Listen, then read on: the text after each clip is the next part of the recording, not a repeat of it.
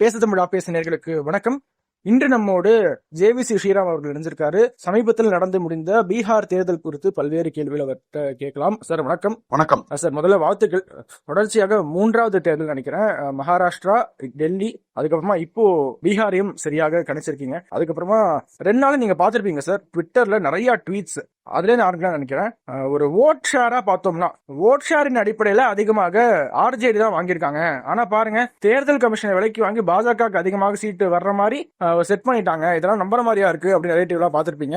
இதுக்கு ஒரு நல்ல ரிப்ளை கொடுத்தா நல்லா இருக்கும் சார். நீங்க ரிப்ளை இல்லைங்க, இதை பத்தி நம்ம பேசியாச்சு. முதல்ல நன்றி, வாழ்த்துக்களுக்கு நன்றி, வணக்கம். அதாவது 2024 தமிழ்நாடு எலெக்ஷன் பத்தி பேசுறேன். லோக்சபா எலெக்ஷன் பத்தி. Dravida Munnetra Kazhagam 20% oats, AIADMK 20% oats, BJP 11% oats, Congress 8%, 9% oats, Visika communist 1% கூட கிடையாது, ஒரு 2% மேக்சிமம் சேர்த்தீங்கன்னா.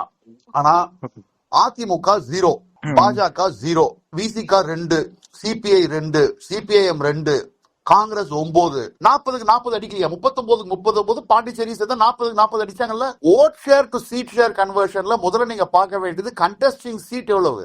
ஆப்வியஸ்லி ஆர்ஜேடி நிறைய சீட்ல கண்டெஸ்ட் பண்ணாங்க, அதனால அதிகமா ஓட்டு தான் வாங்குவாங்க. இது எல்லாருக்கும் தெரிஞ்ச விஷயம். தெரியாத மாதிரி நடிப்பாங்க, தெரிஞ்சத தெரியாத மாதிரி நடிக்கிறதுல இவங்க பயங்கர ஃபேமஸ். சோ அதே லாஜிக்ல பல எலெக்ஷனை நான் சொல்ல முடியும்.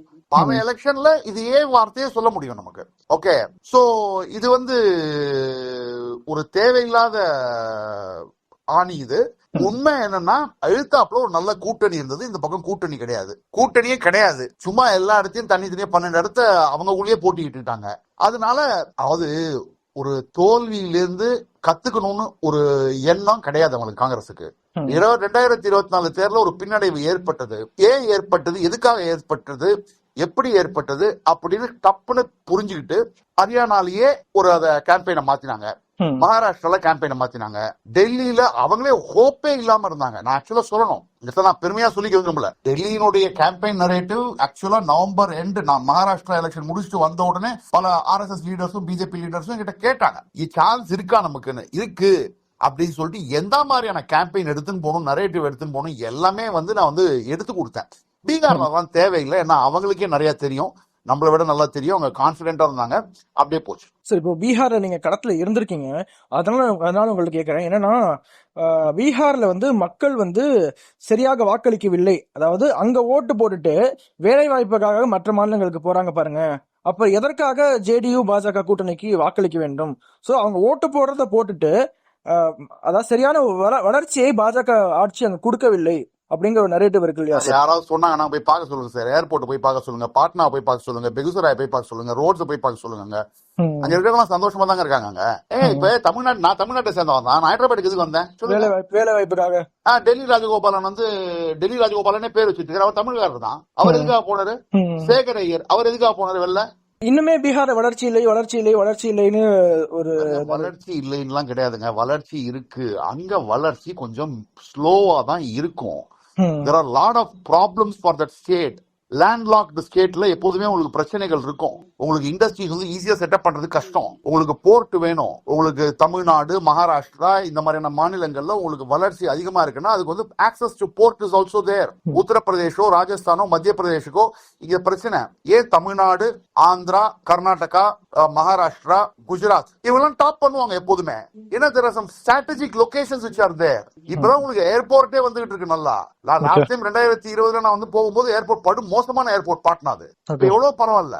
ஓகே, சோ உங்களுக்கு ஒரு டெவலப்மெண்ட் வரும். ஏன் மகாராஷ்டிராக்கு எதுக்கு அவ்வளவு டெஸ்டினேஷன் எல்லாரும் வருது? எதுக்கு மகாராஷ்டிராக்கு அவ்வளவு பேர் போறாங்க? டெய்லி மும்பைல இறங்குறாங்க. ஏன்னா போர்ட் இருக்கு, அக்சசபிலிட்டி இருக்கு.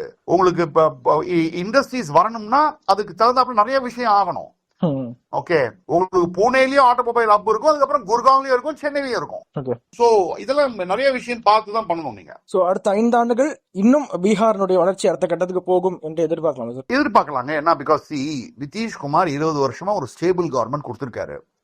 ஜங்கிள் ராஜு, குண்டா ராஜு, காட்டு ராஜ்யம் இதெல்லாம் இல்லாம இருந்திருக்கு. விமன் எல்லாம் கொஞ்சம் சேஃபா போக முடியுது. அவர் நிறைய விமன் சென்ட்ரிக் வெல்ஃபேர் ஸ்கீம்ஸ் எல்லாம் கொடுத்திருக்காரு. அதுவும் highly polarized electorate. So all this combination உங்களுக்கு ஆக்சுவலா பீகார்ல மற்ற மாநிலத்தை விட உங்களுக்கு ஒரு கிராமத்துல ரோடு எல்லாம் போட்டிருக்காங்கன்னா அங்க கிராமத்துல ரோடு போட்டிருக்காங்க.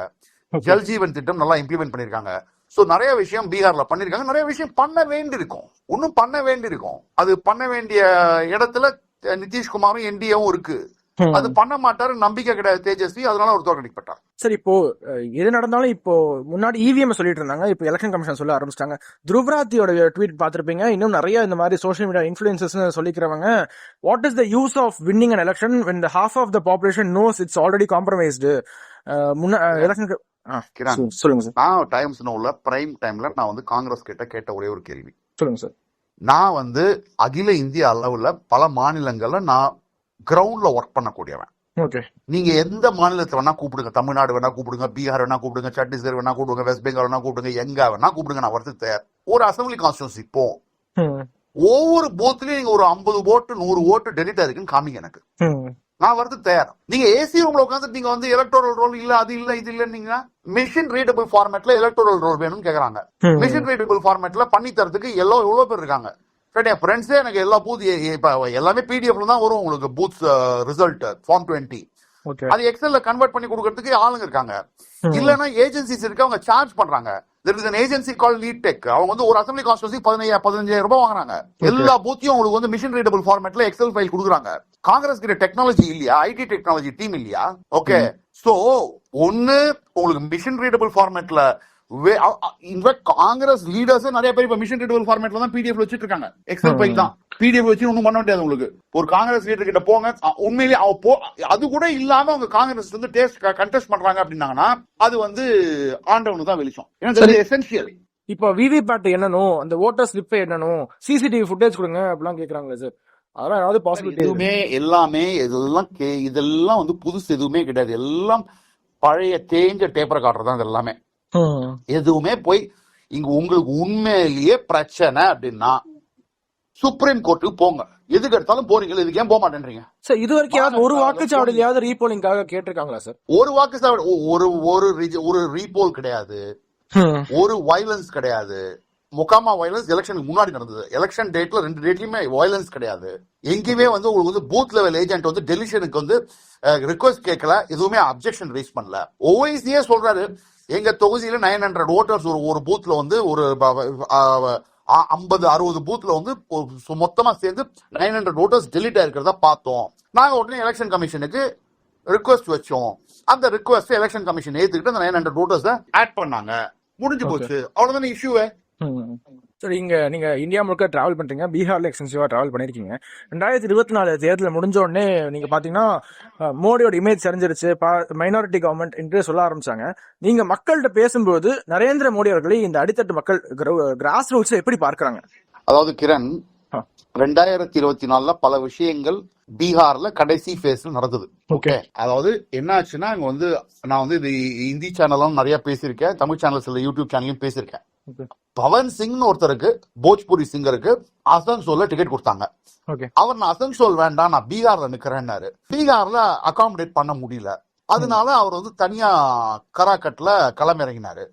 அவருக்கு எழுத்தாப்புல RLM கேண்டிடேட் என்டிஏ சார்பில் உபேந்திர குஷ்வாகா நின்னாரு. பவன் சிங் வந்து ஒரு ராஜ்புட், இவர் வந்து ஒரு கோரி. இந்த ராஜ்புட் அண்ட் கோரி 2 பேருமே ஃபைனல் ஃபேஸ்ல வந்து பிஜேபிக்கு சப்போர்ட் பண்ணல.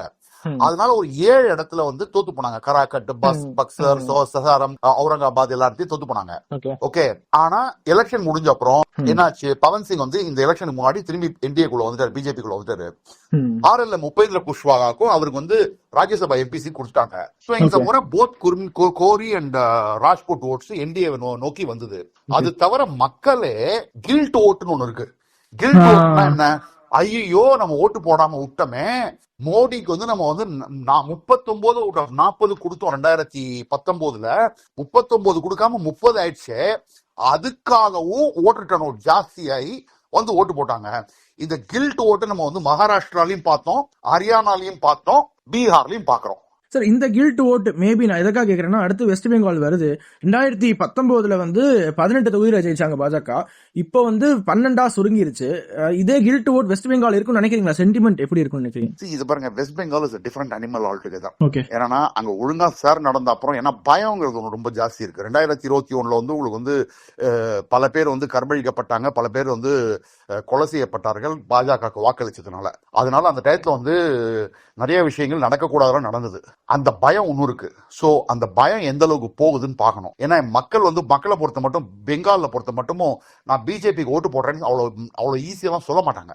போடலாம், ஆனால் சொல்ல மாட்டாங்க. அவங்களுக்கு ஒன்று மம்தா பானர்ஜி மேல கோவம் இருந்தா கூட அவங்களுக்கு ஆர்கனைசேஷன் ரொம்ப ஸ்ட்ராங்கா இருக்கு. அதனால பீகாரை வச்சுட்டு உங்களால பெங்கால எடை போட முடியாது. ஸோ இப்போதைக்கு பெங்கால் பத்தி சொல்ல முடியாதுங்கிறீங்க. எஸ்ஐஆர் முடிஞ்சு அதெல்லாம் அடுத்தடுத்த ப்ராசஸ் வந்தாதான் கொஞ்சமாவது சொல்ல முடியுங்கிறீங்க. ஆஸ் ஆன் டேட் வெஸ்ட் பெங்கால்ல திரிணாமுல் காங்கிரஸ் வின்ங்க. ஓகே, எஸ்ஐஆர் ஒழுங்கா நடத்தி அதுக்கப்புறம் பிஜேபியோட கேண்டிடேட்ஸ்லாம் நல்ல கேண்டிடேட்ஸ் போட்டு, ஏன்னா கோவம்லாம் இருக்கு அவங்க மேல, திரிணாமுல் காங்கிரஸ் மேல. ஆனா அது ஓட்டா மாறுமா அப்படின்லாம் தெரியாது. அதுக்கு வெயிட் பண்ணி தான் பார்க்கணும். சார், இந்த எஸ்ஐஆருக்கு எதிராக இப்போ ஸ்டாலின் அவர்கள் கூட அங்கங்க ஒரு சில இடத்துல போராடுறாரு, திமுக கட்சிக்காரங்க போராடுறாங்க. ஆனா இதை பெரிய மூவ்மெண்டா மம்தா பானர்ஜி எடுத்துட்டாங்க. எஸ்ஐஆர் மூவ்மெண்ட் கிராஸ் ரூட்ஸ் எல்லாம் அவங்க போய் போராட்டம் அவ்வளவு பேர் தூண்டி விட்டு பண்ணிட்டு இருக்காங்க. சின்ன அளவுக்காவது இது பாதிப்பு ஏற்படுத்துமா சார் மக்கள் மனசுல? பாருங்க, எஸ்ஐஆருங்கிறது என்னங்க, மரணம் இருந்தவங்க, மைக்ரேட்டடு, மல்டிபிள் ஓட்டர் ஐடிஸ், இதெல்லாத்தையும் எலிமினேட் பண்றதுதான் எஸ்ஐஆருங்கிற ஒரு process. It is a routine process.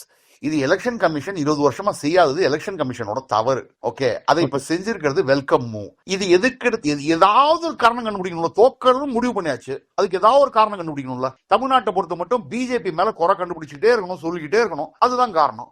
மற்ற மாநிலங்கள்ல தோக்கிறதுக்கு ஒரு காரணம், அவ்வளவுதான், வேற ஒண்ணும் கிடையாது. இப்போ அதே மாதிரி இன்னொரு ட்வீட் ஒன்று போட்டிருந்தீங்க. ஆஸ் ஆன் டேட் எப்படி திரிணாமுல் காங்கிரஸ் லீடிங்கோ வெஸ்ட் பெங்கால்ல, இன்னைக்கு தேதிக்கு திமுக லீடிங் என்று பயங்கரமான ஆன்டி இன்கம்பன்சி இருக்குங்க.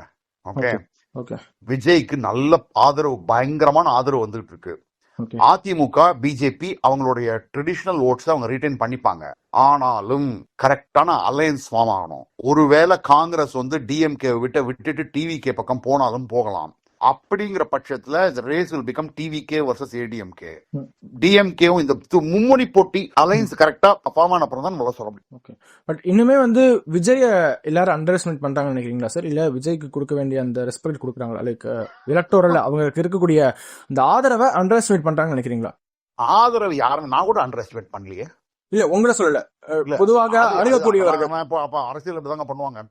அரசியல் சொல்லுவாங்களா, எதிராளி பயங்கரமா வளர்ந்துட்டான் அப்படின்னு சொல்லுவாங்களா? அது அரசியல்வாதிங்கன்னா எப்போதுமே அண்டர் எஸ்டிமேட் தான் பண்ணுவாங்க வேணும்னே. ஓகே, எம்ஜிஆரையே அண்டர் எஸ்டிமேட் தான் பண்ணாங்க திமுக. ஆனாலும் definitely there is a concern. ஓட்டு சீட்டா மாறுமாங்கிறது ஒரு பயங்கரமான கன்சர்ன் இருக்கு. அதை பொறுத்து தான் பார்க்கணும். இப்போ அங்க எப்படி ஒரு ஸ்ட்ராங்கான கூட்டணி இருந்தோ பீகார்ல சார், இப்போ என்டிஏ கூட்டணியில அதிமுக பாஜக இன்னும் பல கட்சிகளோட பேச்சுவார்த்தை நடந்துட்டு இருக்கு. சப்போஸ் பீகார்ல இருந்து ஏதாவது ஒரு பாடம் கற்க வேண்டும் தமிழக இந்த என்டிஏனா ஏதாவது ஒரு பாயிண்ட் சொல்றீங்க, என்ன பாயிண்ட் சொல்லுவீங்க சார்? இவங்க இது அடாப்ட் பண்ணா நல்லா இருக்கும். அதேதாங்க, அதாவது அங்க கூட்டணி எப்படி கரெக்டா செட் பண்ணாங்க, அதே மாதிரி செட் பண்ணணும், அவ்வளவுதான். ஸ்ட்ராங்கான கூட்டணி இருந்தா திமுக விஜய். ஓகே சார், ரொம்ப நன்றி சார், உங்களுக்கு கருத்துக்கு மிக்க நன்றி சார். நன்றி, வணக்கம்.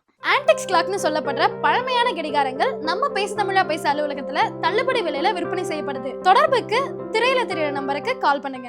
உலக தமிழ் சொந்தங்களுக்கு வணக்கம், நான் ராஜவேல் நாகராஜன். பேசு தமிழா பேசு வலையொலியுடைய வளர்ச்சிக்கு நீங்களும் உறுதுணையா இருக்கணும்னு நினைச்சீங்கன்னா இந்த வீடியோடைய டிஸ்கிரிப்ஷன்ல இருக்கக்கூடிய ரேசர் பே லிங்கை கிளிக் பண்ணுங்க.